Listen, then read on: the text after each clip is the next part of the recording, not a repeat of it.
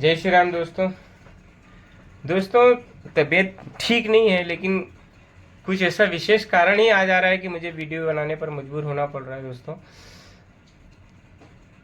दोस्तों चूंकि मैं राष्ट्रीय स्वयंसेवक संघ का स्वयंसेवक हूँ, इसलिए कोई अगर आरएसएस के बारे में कुछ गलत कहता है तो मुझे बहुत दुख होता है। मैं किसी समाज का, किसी विशेष समाज का विरोधक भी नहीं है, क्योंकि हमें यह संस्कार ही नहीं दिया गया कि कोई ऊंच है कोई नीच है। ये राष्ट्रीय स्वयंसेवक के संस्कार है हमारे अंदर। लेकिन फिर भी दलित समाज के कुछ नेता आरएसएस को लेकर भद्दी भद्दी टिप्पणियां करते हैं। आरएसएस को बैन करना चाहिए, इस प्रकार की भाषा अपनाते हैं, जिसकी मैं कड़ी शब्दों में निंदा करता हूं। और मैं चाहूंगा अगर दलित समाज उनको अपना नेता मानता है तो दलित समाज को आरएसएस के लोगों से इसकी माफी मांगनी चाहिए, या तो आपको यह बताना चाहिए कि आरएसएस ने आपके साथ क्या गलत किया है। दोस्तों आज देश में सबसे ज्यादा दलित विधायक, दलित सांसद भारतीय जनता पार्टी से हैं, और दलित विधायक भी सबसे ज्यादा अगर किसी पार्टी से हैं तो भारतीय जनता पार्टी से है। और बच्चा जानता है कि भारतीय जनता पार्टी राष्ट्रीय स्वयंसेवक संघ की एक राजनीतिक पार्टी है। जब जिस संस्था के कारण दलित समाज को इतना सम्मान मिल रहा है, फिर वह दलित नेता किस प्रकार से आरएसएस को बैन करने की बात करते हैं। दोस्तों यह प्रश्न जो उठता मन के अंदर, तो एकदम मैं इसके ऊपर अपने शब्दों में क्या कहूं कि आखिर आप राजनीति के चक्कर में किसी संस्था को बदनाम करते हैं।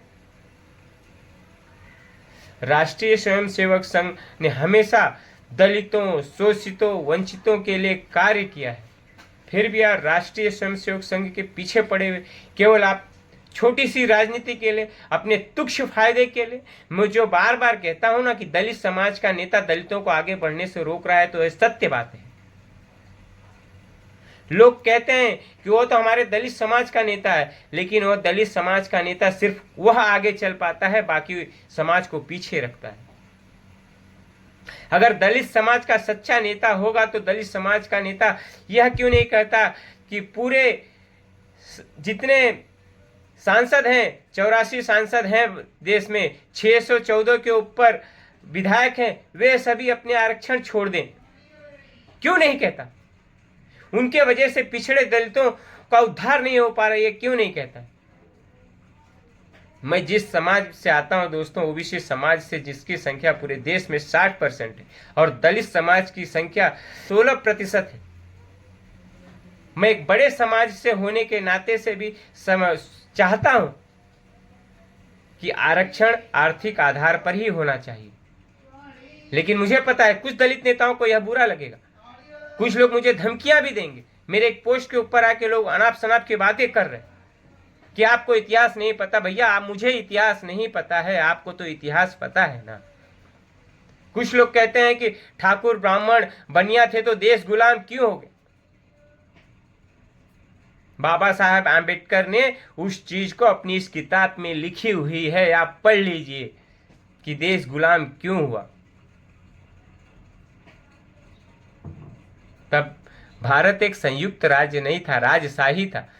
एक राजा दूसरे राजा को पराजित करने के लिए तरह तरह से लोगों की सहायता लिया करते थे। यह भी कारण हो सकता है देश गुलाम होने का। आप कभी कभी कहते हैं कि 1818 में जो लड़ाई हुई थी, दलितों का उत्पीड़न हो रहा था। मैं मानता हूं कि दलितों का उत्पीड़न हो रहा होगा, लेकिन उसके लिए अंग्रेज आके सुधार दिए, ऐसा तो नहीं है ना। इस देश के लोगों ने, इस देश के सवर्ण समाज के लोगों ने उसे समझा, उसका अनुभव किया, फिर कुछ लोगों ने उस समाज के लोगों की मदद की, आर्थिक मदद की, सहायता की, वह समाज भी ऊपर उठे। इसका मतलब तो नहीं कि आप सवर्ण समाज को ही गालियां देना चालू करें। आज मैं आपको पूछना चाहता हूं कि भारतीय जनता पार्टी को छोड़ के, कांग्रेस को छोड़कर कितने दलित पार्टियां हैं जिनके सांसद और विधायक आज संसद या विधानसभा में। इस समय केवल चंद्रशेखर रावण को छोड़कर कोई भी सांसद नहीं जो किसी भी दलित पार्टी से हो।